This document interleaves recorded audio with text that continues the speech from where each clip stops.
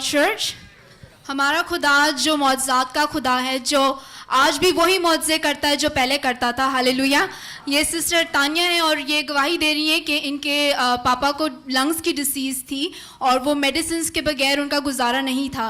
तो उनकी जब उनका टेस्ट करवाया तो उनकी रिपोर्ट्स पॉजिटिव आई थी। तो ये काफ़ी परेशान थी, तो इन्होंने पास्टर जी से दुआ करवाई और पास्टर जी ने इन्हें कहा कि आपकी डैडी की जो तबीयत है बिल्कुल ठीक हो जाएगी और उनकी जितनी भी बीमारी है वो यीशु नासरी के नाम से चली जाएगी। तो जब इन्होंने दोबारा टेस्ट करवाएं तो वो रिपोर्ट्स बिल्कुल नेगेटिव आई और उनको कोई भी डिसीज अब लंग्स की बिल्कुल नहीं है। Hallelujah, hallelujah.